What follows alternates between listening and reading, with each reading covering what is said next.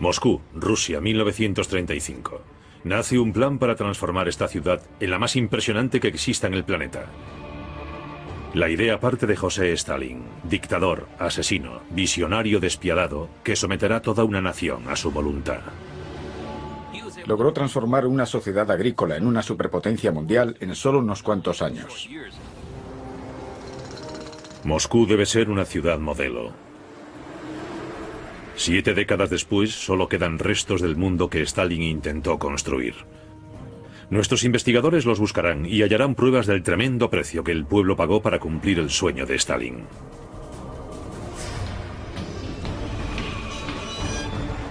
A la gente la traían aquí y luego desaparecía.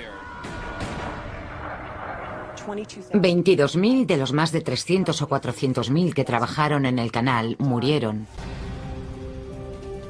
Se pagó con sus vidas. Y está en las profundidades del metropolitano más hondo, en las paredes de un altísimo rascacielos, el mundo perdido de la superciudad de Stalin.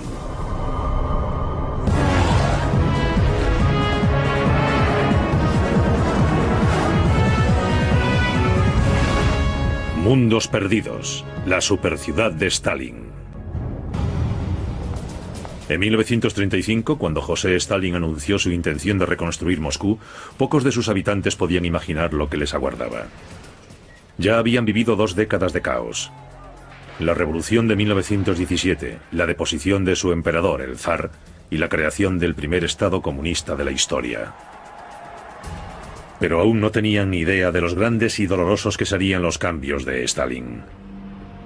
Stalin quería borrar todo resto del pasado imperial de la ciudad. Transformaría todos los rincones de Moscú, y esto solo sucedería usando la fuerza bruta. Nuestro equipo de investigadores ha viajado hasta Moscú para comprender lo que ocurrió. Guy Archer lleva años investigando la historia de Rusia. Todos conocemos las atrocidades de Stalin, conocemos la brutalidad de ese hombre, pero he venido a Rusia porque me interesa ver qué hizo respecto a la red de transporte, a los edificios, la arquitectura. Michael Schuller es el ingeniero del equipo. Él descubrirá un Moscú totalmente diferente al que vemos hoy. Quiero saber más sobre la tecnología usada en sus edificios y cómo pudo construir esta infraestructura industrial en un tiempo récord. Juntos elaborarán la imagen de una ciudad que nunca llegó a completarse del todo. Hasta ahora solo ha existido en la mente de José Stalin. Él creía que para crear hay que estar preparado para destruir. Así que empezó con la demolición. Se dispuso a aniquilar la historia de Moscú. La dinamita se llevó 500 años de tradición, lo mejor de la arquitectura de Moscú. Ningún edificio estaba a salvo, ni siquiera la gran catedral de la ciudad, la del Cristo Salvador. Fue toda una declaración de intenciones, y un nuevo monumento se erigiría de los escombros, el Palacio de los Soviets. Un templo seglar construido a una escala sin precedentes. Sería un símbolo impresionante de la supremacía comunista. Sabemos ahora que en los últimos años de la época de Stalin se vería como algo bochornoso, algo que también debería borrarse de la historia. Lo irónico es que derribó la catedral.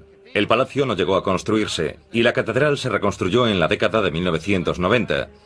Así que la demolición no tuvo sentido. Mientras Stalin vivió, su ambición no tuvo límites, y el Palacio de los Soviets era su objetivo principal.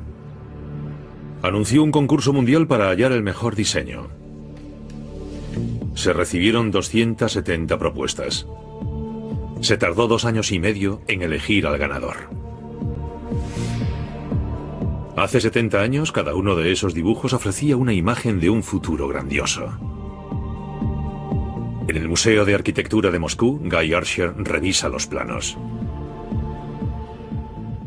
Se organizó un enorme concurso para el Palacio de los Soviets.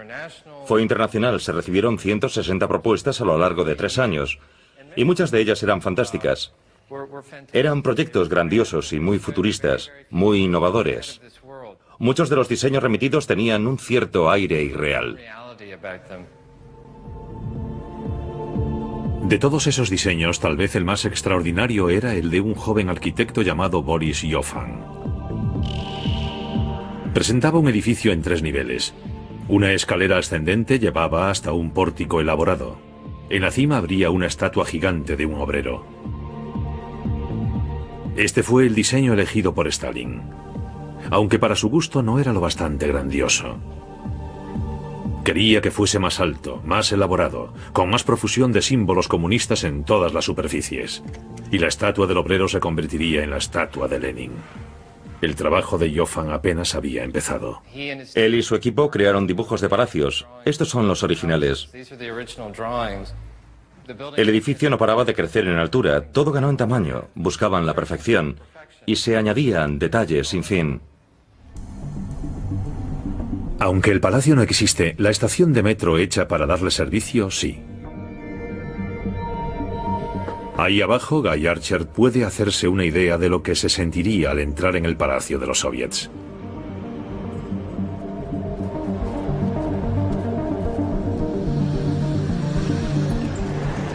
Estoy en el metro, justo bajo donde iba a estar el palacio de los soviets.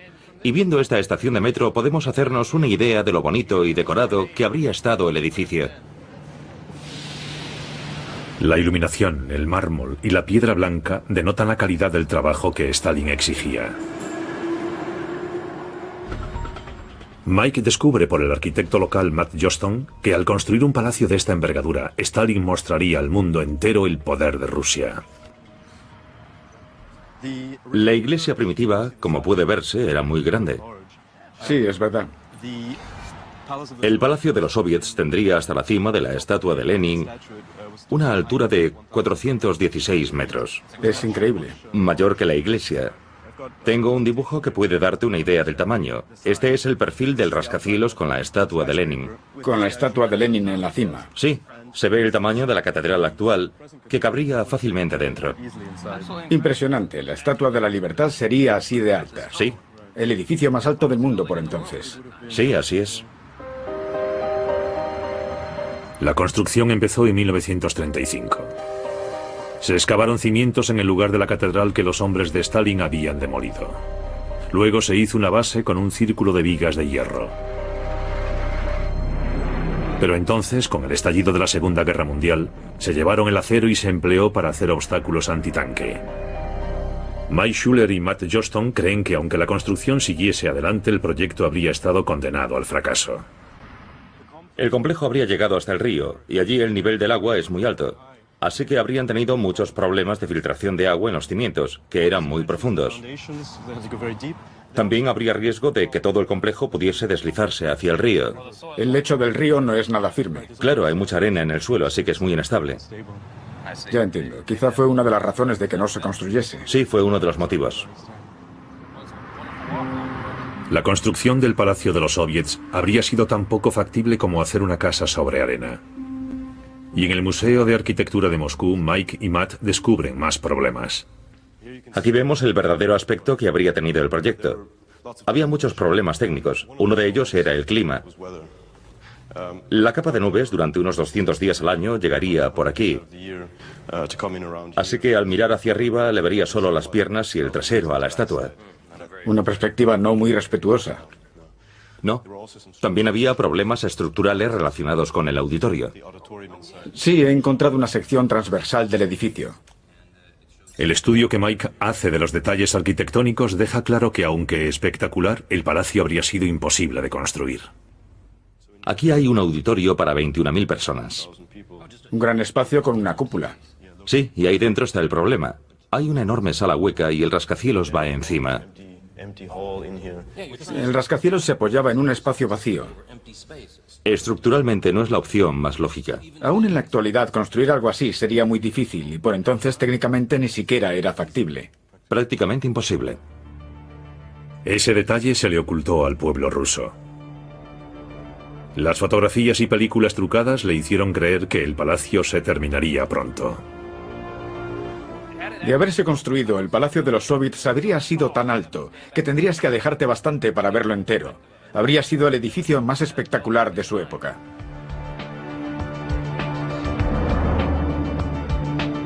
Hecho de mármol y roca volcánica, un enorme auditorio llevaría a un laberinto de museos, vestíbulos, restaurantes y una biblioteca de 500.000 libros.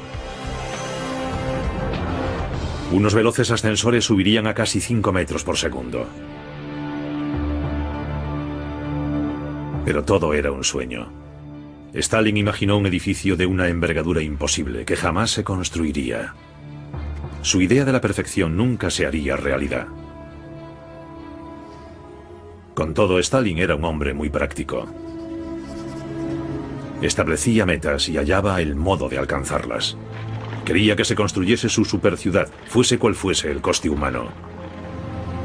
A continuación, nuestros investigadores se adentran en el corazón del Moscú de Stalin. Descubrirán el terrible secreto de su éxito: los obreros esclavos.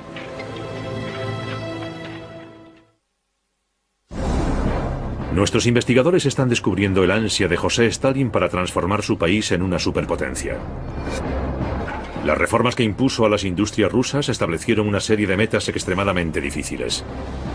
Traerían hambre, pobreza y un baño de sangre a su nación. Pero en un aspecto funcionaban. A lo largo de una década, Rusia se convirtió en una potencia con la que contar. Y Moscú en la ciudad de crecimiento más rápido del mundo. Pero al poco tiempo el ritmo del cambio sería difícil de sostener. Las nuevas fábricas y centrales de energía dejaban seca la ciudad. La población de Moscú se duplicó, pero el suministro de agua diario se redujo. Para evitar una sequía catastrófica, Stalin ideó otra solución drástica: un gran canal que proporcionaría a la ciudad agua potable, energía y una vía de transporte para mercancías pesadas. La clave estaba en comunicar el mermado río Moscova con el caudaloso río Volga. Moscú recuperaría su suministro vital. El diseño era típico de Stalin. El canal sería lo más grandioso posible y se construiría en tiempo récord. En 4 años y 8 meses se excavaron 128 kilómetros de canal. Tenía 5,4 metros de profundidad y casi 91 metros de ancho. Stalin era bien consciente de que tal hazaña de ingeniería sería buena propaganda. Guy descubre más datos sobre el canal hablando con la profesora Cynthia Rader. Según creo, se prestó gran atención a las vías y a los canales y a los detalles técnicos, pero también se consideraron los detalles artísticos. El proyecto era muy concreto sobre el diseño de los elementos arquitectónicos a lo largo del canal, de las esclusas a las presas. Todo se especificó con gran detalle, diseñado por los principales arquitectos de la época. Y también se procuró crear la impresión de que el viaje por el canal era casi una experiencia artística. Y desde luego esta estatua de Lenin es muestra de ello. Por supuesto. Es enorme. Desde luego, con sus 35 metros de altura es el mayor monumento a Lenin erigido en Rusia. Había otra estatua de Stalin de 35 metros enfrente, en la otra orilla del canal. La estatua de Lenin sigue aquí, pero en el otro lado, donde estaba la de Stalin, no hay nada. Dígame, ¿qué fue de ella? Sí, durante los periodos de desestalinización que hubo a finales de la década de los 50, todas las estatuas de Stalin, las placas conmemorativas, todo se retiró. Y una noche una cuadrilla vino y se llevó la estatua de Stalin, lo cual les dio bastante trabajo porque era una estatua enorme y robusta. Claro. La estatua de Stalin fue retirada y destruida, pero eso no es nada comparado con las personas que él destruyó para cumplir su sueño. Stalin construyó el canal mediante la brutal explotación de obreros esclavos. Y si alguien se negaba a cooperar, recibía la visita de la policía secreta. ¿Qué tiene que ver esta bonita iglesia con la construcción del canal? Esta iglesia está situada en un monasterio requisado por la policía secreta soviética para usarlo como cuartel general del campo de prisioneros para los obreros esclavos que construyeron el canal. ¿De dónde procedían los obreros? ¿Usaban prisioneros políticos o delincuentes comunes? La verdad es que ambos, dependiendo de la necesidad, detenían a quien necesitaban para completar la tarea. Llegó a haber más de 200.000 prisioneros en el canal, en el campo Dmitriv, Si necesitaban ingenieros, detenían a ingenieros. Y por su parte, la policía secreta cometió el gran sacrilegio de transformar esta preciosa iglesia en cuartel general de un campo de prisioneros.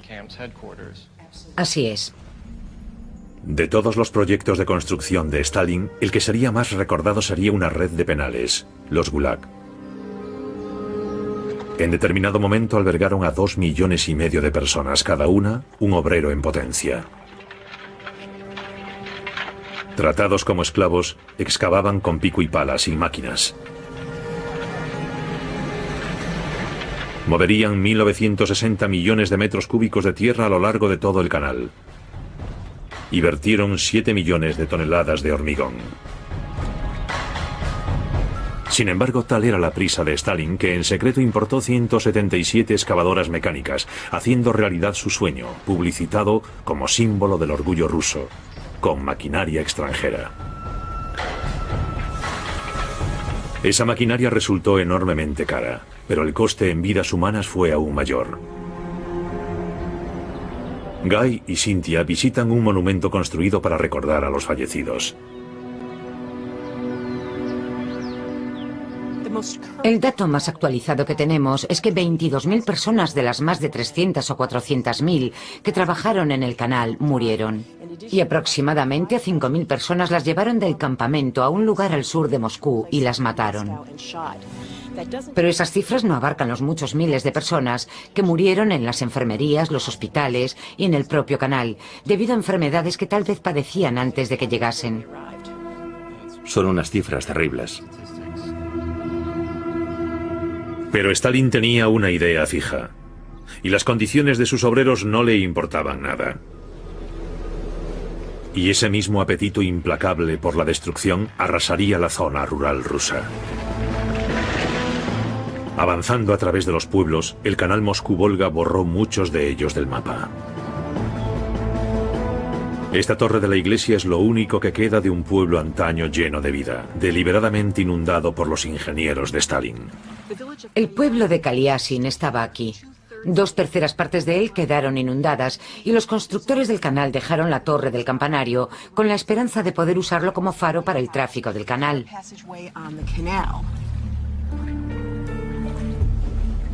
Al demoler todos los pueblos que se interponían en su camino, Stalin había transformado el paisaje. Y la construcción de un complejo sistema de esclusas y presas causaría aún más destrucción. Estoy a 128 kilómetros al noroeste de Moscú, en el inicio del canal Moscú-Volga. Y aunque el río Volga y Moscú están aproximadamente a la misma altura, hay varias colinas en medio. Así que Stalin hizo que sus obreros construyeran una serie de estaciones de bombeo, presas y esclusas simples y dobles para elevar el agua y los barcos y salvar las colinas. Esa red de esclusas eleva el agua 40 metros antes de iniciar un descenso pronunciado hacia la ciudad de Moscú. En el centro de este complejo hay un embalse enorme que recoge todas las aguas del Volga y alimenta el canal. La clave para que todo el canal funcione es esto. Estoy en el mar de Moscú, que es un enorme embalse interior. Se formó tras la construcción del embalse de Ivankovo, y ese embalse cambió literalmente el curso del río Volga. Al comunicar Moscú con el Volga y construir un embalse de 518 kilómetros cuadrados para regular el suministro de agua, la ciudad floreció. Tras un viaje de 128 kilómetros a lo largo de un acueducto de 27 kilómetros, el canal llega a la red hídrica de Stalin. En consonancia con el monumental estilo del canal, Stalin incluso se aseguró de que las estaciones de filtrado de agua fuesen impresionantes. Esta es una de las principales salas de filtrado. El agua del canal Moscú-Volga acaba aquí. Es el primer paso del filtrado de agua potable para la ciudad de Moscú. Y así Moscú tuvo un suministro abundante de agua. Aún ahora, la red hídrica de Stalin proporciona a la ciudad casi 12 millones de metros cúbicos de agua, la mayor parte de la que se consume a diario. El canal fue un gran éxito.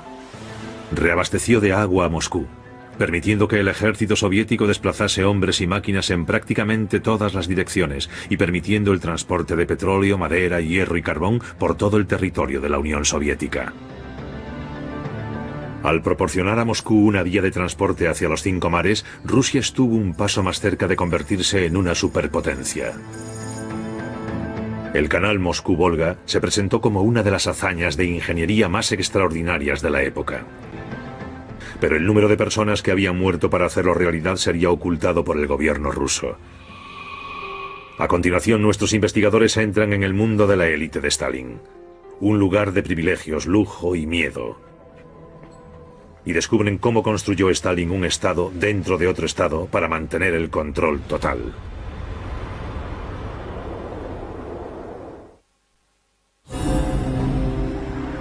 Guy y Mike están investigando el plan de Stalin para transformar Moscú en una superciudad. Han comprobado cómo remodeló el mundo que los habitantes de Moscú poblaban. Stalin dominaba todos los aspectos de sus vidas, obligándolos a vivir comunalmente. Había familias que vivían en un solo cuarto, compartiendo las instalaciones de aseo y cocina con sus vecinos. Y para construirlo al lado de sus humildes hogares, Stalin proyectó un complejo residencial para las altas esferas del Partido Comunista. Acabó conociéndose como la Casa del Dique. Los pocos elegidos de Stalin vivirían rodeados de lujo. Hoy ese lugar alberga a los nuevos jóvenes ricos de Moscú.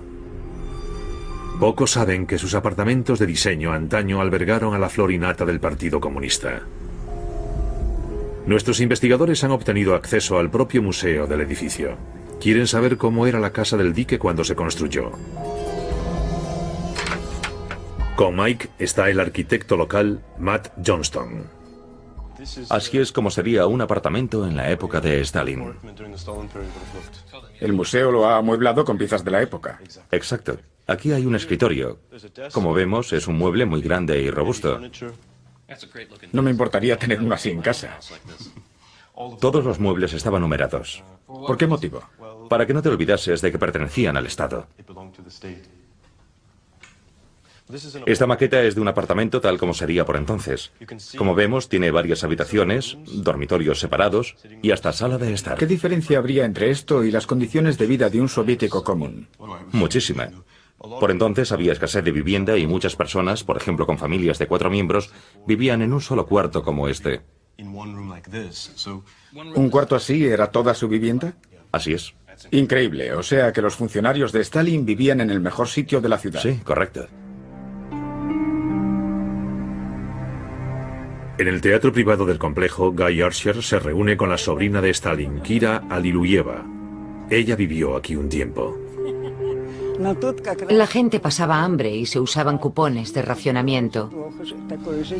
Las cosas estaban muy mal.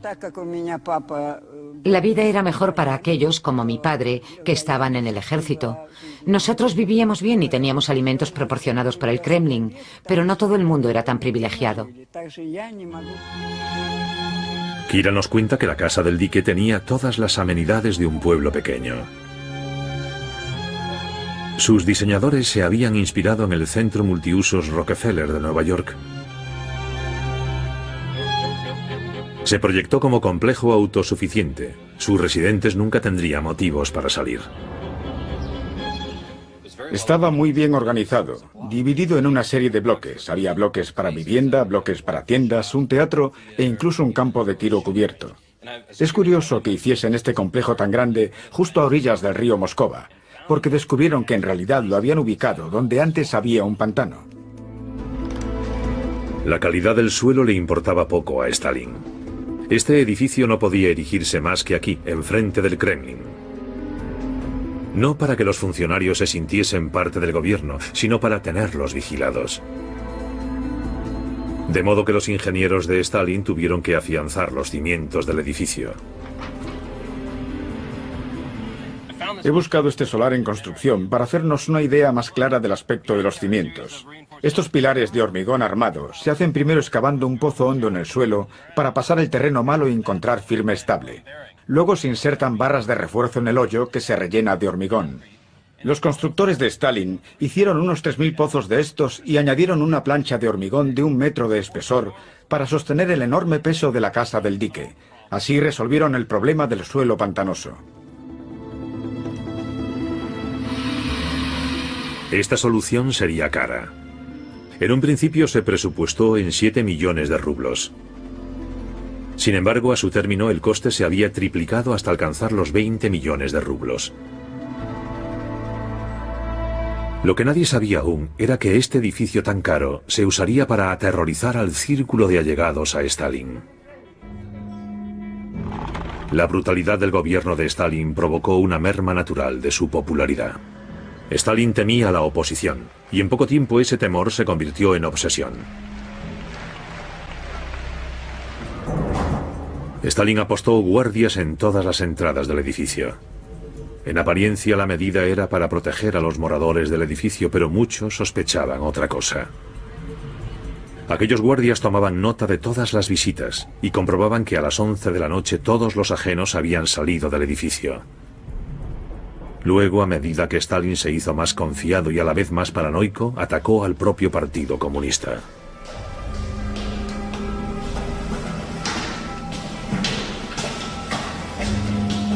Aunque la casa del dique era un refugio de lujo durante el día, de noche el edificio quedaba dominado por el terror del servicio secreto de Stalin.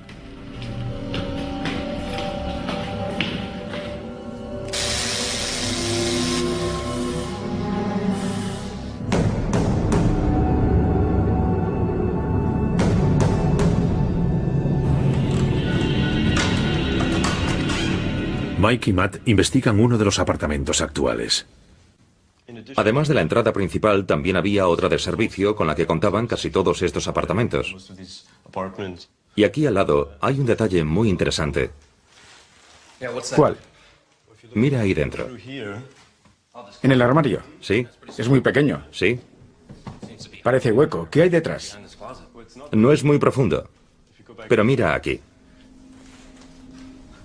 El fondo del armario llega por aquí. ¿Y desde aquí qué hay? Hay un espacio hueco, así que probablemente sería donde estaba la entrada de servicio.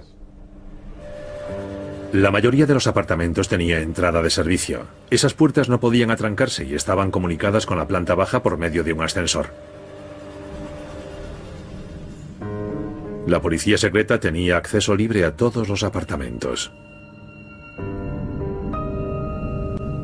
Se cuentan muchas historias sobre este edificio, que había micrófonos ocultos o que se llevaban a gente.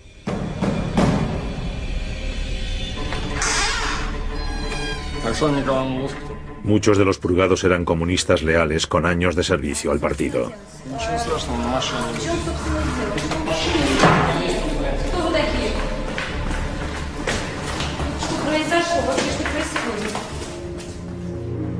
Ni siquiera la propia familia de Stalin se libraría.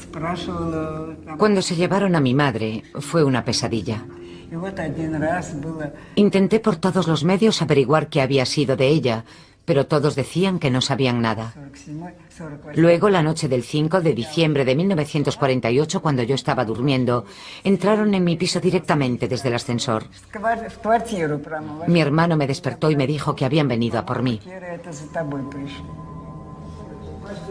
La encarcelaron durante 6 meses y estuvo exiliada durante 5 años por un delito que no cometió. Una vez que se llevaban a la víctima, las visitas recibían un aviso. Cuando la policía venía y se llevaba a todos los de un apartamento, colocaban un sello de cera en la puerta para impedir que otros entrasen. Así que si venías a visitar a un amigo y veías un sello de cera en su puerta, sabías que tu amigo tenía problemas. A las víctimas las traían aquí, a la Lubyanka, la sede de la NKVD, la policía secreta. Es un edificio muy siniestro. A los detenidos los llevaban allí y luego desaparecían. O los mataban en la Lubyanka o los enviaban a los campos de trabajo repartidos por la Unión Soviética. A menudo desaparecían durante décadas o para siempre, y sus familiares jamás volvían a saber de ellos. Bajo un gobierno tan despiadado, ninguna oposición podía sobrevivir. La época de Stalin quedó marcada por las asiduas purgas y la constante amenaza de un repentino final violento. Estoy en el Museo de la Casa del Dique, ante una lista de 700 nombres. Estas son las personas que detuvieron durante el mandato de Stalin en este edificio. A 350 las ejecutaron. Hay unos 500 apartamentos, así que un tercio de los que vivían aquí por entonces acabaron detenidos. Los apartamentos vacíos pronto serían ocupados por nuevos y ambiciosos reclutas del partido. Todos eran conscientes de lo temporal que podía ser su puesto. Uniendo todo lo que nuestros investigadores han averiguado, podemos entender el modo en que la peculiar Casa del Dique controlaba la vida de sus ocupantes. Gozaban de un lujo fuera del alcance de los ciudadanos normales. Pero vivían con miedo. Guardias en cada puerta, rumores de apartamentos con micrófonos y ascensores de servicio que llevaban a la policía secreta directamente a casa de aquellos que creían gozar de confianza.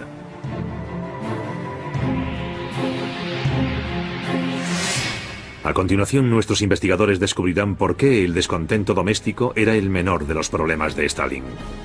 La Gran Guerra Patriótica, la Segunda Guerra Mundial, sería su mayor prueba. Y Moscú sufriría.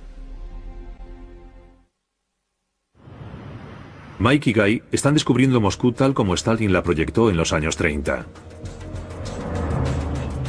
Sus proyectos de construcción habían transformado la ciudad y la vida de sus habitantes. El coste fue sufrimiento humano a gran escala. En total, 7 millones de personas fueron detenidas y más de 1 millón ejecutadas. Todo en nombre de la revolución. Pero Stalin aún no había acabado. Planeaba construir un metropolitano espectacular. La estructura más majestuosa que se hubiese visto en su superciudad. Ya que la vida en la superficie de Moscú era difícil en el mejor de los casos, Stalin quería que su metro subterráneo fuese un lugar luminoso y alegre. La clave estaba en llenar de luz las estaciones y hacerlas despejadas y espaciosas. Revestidos de mármol y con mosaicos impresionantes, estos grandiosos edificios se convirtieron en palacios para el pueblo. Eran una cortina de humo, luz y espejos para que la gente olvidase el deterioro de sus vidas. No hay otro metropolitano en el mundo tan decorado, tan lujoso y tan refinado. Hoy la red de metro de Stalin se está ampliando. Weisshuller se reúne con el ingeniero Brad Malsten, experto en métodos de construcción rusos. Ambos quieren saber cómo se construyó el metro primitivo. Tenemos suerte. Para hacer un metro moderno contamos con equipo mecanizado moderno. Pero los que hicieron el metro de Stalin no lo tenían, ¿verdad? Claro que no, aunque sí tenían equipo rudimentario, como taladros neumáticos. La mayor parte del trabajo se hizo con herramientas de minería básicas, como esta maza de metal, picos y palas. Sí, claro. Los obreros sin herramientas bajaban a millares a los túneles, excavaban con las manos y sacaban los escombros en cubos a la superficie. Un trabajo agotador, sería interminable. Sí, sería algo casi imposible, pero con tantas personas entusiasmadas por construir Rusia, lograron terminarlo. Esa fue la gran diferencia con otros proyectos de construcción de Stalin. El metro se hizo con voluntarios. Con el tiempo se convirtió en el mayor proyecto de construcción civil de la Unión Soviética. Trabajaron en él 75.000 personas, muchas de ellas mujeres. Y aunque los trabajadores estaban allí por voluntad propia, las condiciones seguían siendo muy difíciles. Era un sitio oscuro, muy húmedo y muy peligroso. Muchas personas resultaron muertas durante las obras por caídas desde sitios altos o por causa de incendios. Y a veces el túnel se derrumbaba y la gente moría aplastada. Era muy peligroso. Además hemos bajado bastante y aquí hace calor y está cargado. La ventilación también sería un gran problema. Está muy cargado, sí, incluso ahora en esta época, y entonces era mucho peor. No tenían un sistema tan bueno de ventilación en el túnel como el de ahora. Solo podían esperar que el aire fresco bajase de forma natural al túnel. Excavado el túnel, el siguiente paso era asegurarlo. Las paredes se forraban de hierro y hormigón, fraguado en el lugar. Solo hacia el final de la obra adoptaron la técnica moderna de llevar piezas de hormigón prefraguadas. Se bombeaba hormigón al interior para crear una capa adicional impermeable.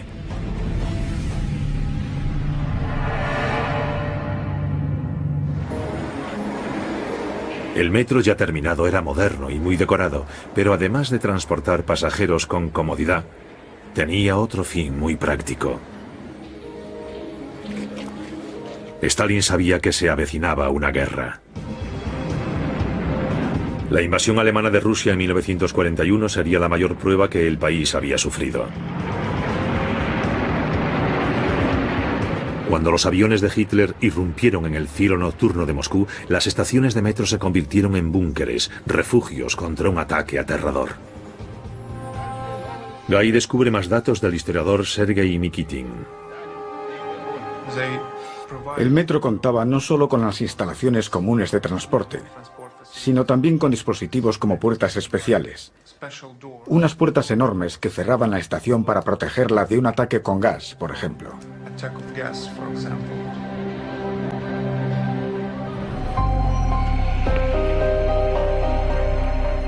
Pero la historia del metro de Stalin no termina aquí. El verdadero secreto está bajo el metro que vemos hoy. Mike ha hallado indicios de otro complejo más profundo. Al parecer había una segunda red de metro, la Metro 2, que Stalin hizo construir por motivos de seguridad, con un túnel secreto desde el Kremlin hasta una de sus dachas a las afueras de Moscú. Estoy aquí con Vadim, que me ayudará a buscar indicios de ese segundo metro.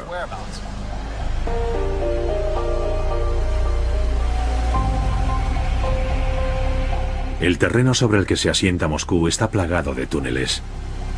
Cuando Mike los explora, comprende que quizás esté a pocos metros del complejo oculto del Metro 2.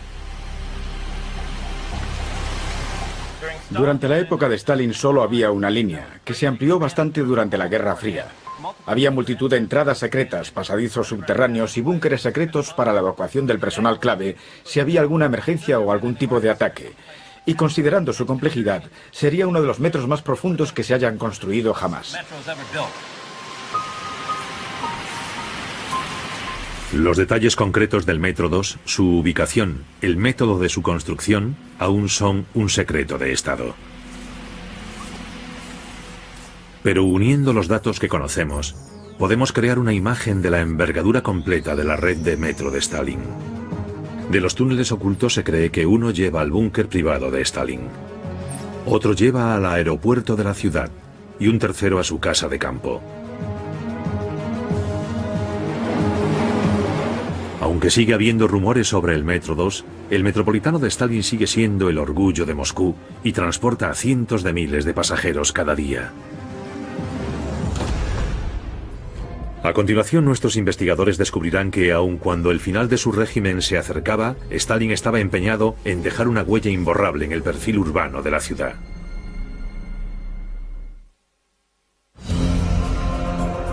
Nuestros investigadores han descubierto que la Moscú construida por Stalin era un lugar de extremos, de grandiosos proyectos y oscuros secretos.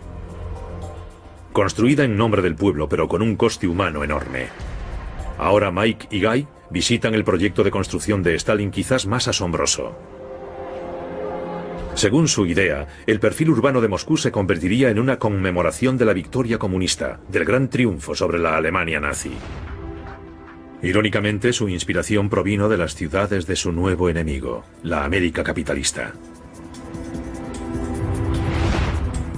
A finales de los años 40, Stalin ordenó la construcción de 7 rascacielos enormes.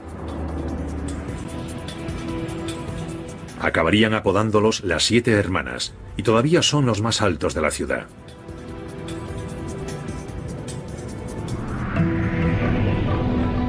Su diseño reproduciría el del proyecto más querido de Stalin, el Palacio de los Soviets. En estos dibujos puede verse que las 7 hermanas recogían muchas ideas del Palacio de los Soviets. Se ve el estilo gótico, el estilo escalonado, los niveles y también el enorme tamaño y magnitud de estos edificios que enfatiza la pequeñez del individuo en comparación con el Estado. Igual que todos los edificios de Stalin, serían tan funcionales como propagandísticos.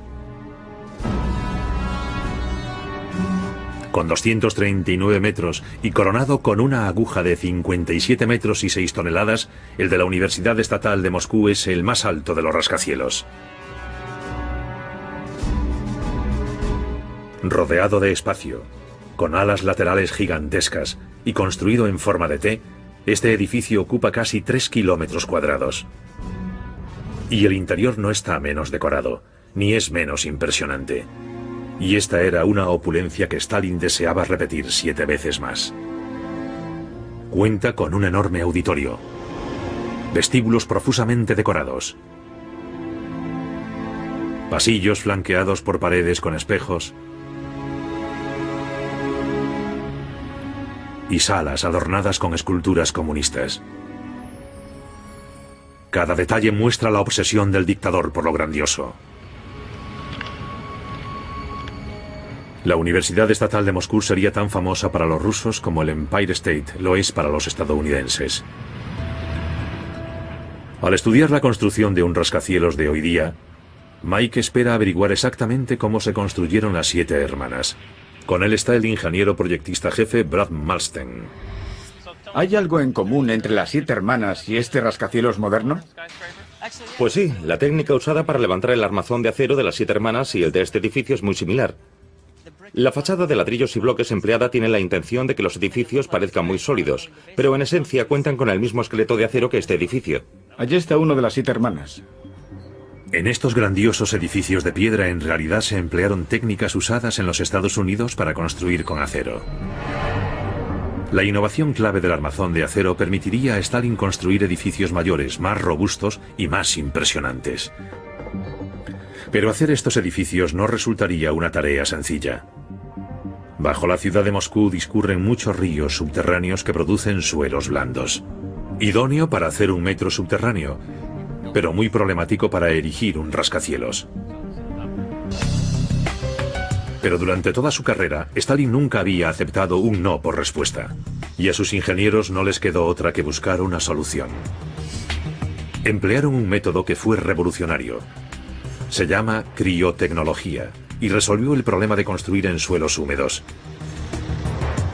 Una solución de cloruro de calcio se introducía mediante pozos perforados ex profeso. Esto extraía el calor del suelo y el hielo formaba una pared gruesa que impedía que el agua llegase a los cimientos. Uno de los 7 edificios donde se empleó esta técnica es el Krasny Vorota. Igor Kaspe lleva años estudiando los detalles de construcción del Krasny Vorota. Este es el Krasny Vorota, y había que colocarlo sobre esta plataforma. El rascacielos debía construirse sobre una estación de metro y debía incluir una nueva entrada para ella. El gran problema era que congelar esa parte de terreno para completar la estación de metro expandiría el suelo y entonces elevaría los cimientos del rascacielos por un lado. Cuando la obra estuviese terminada y el suelo se descongelase, los cimientos del rascacielos se hundirían. En su lugar, lo que hicieron fue construirlo con 7 centímetros de inclinación, para que cuando el terreno se descongelase, a medida que se descongelase, se enderezase y quedase vertical. Mientras las estructuras de acero ascendían hacia los cielos, la salud del dictador se deterioraba. Pero aquí, en estos edificios, se ve la huella de Stalin. Monumentales fachadas que ocultan técnicas pioneras. Las 7 hermanas se convertirían en testimonio del proyecto arquitectónico único de Stalin para Moscú, pero también en emblema eterno de las terribles decisiones adoptadas para construir su nuevo mundo. Usando datos de los planos arquitectónicos y los recogidos por nuestros investigadores, ya podemos reproducir el mundo perdido del Moscú de Stalin. Un canal que comunicaba Rusia con el mundo. Una red de metro muy eficiente y decorada. Rascacielos que parecían catedrales y bloques de apartamentos construidos como ciudades en miniatura. En poco tiempo Stalin consiguió lograr más de lo que muchos países podían soñar. Había llevado la modernización a Rusia, pero sus métodos habían sido brutales. Otras personas han intentado transformar la ciudad y borrar las huellas de Stalin, pero la gran ambición del plan de Stalin nunca sería igualada.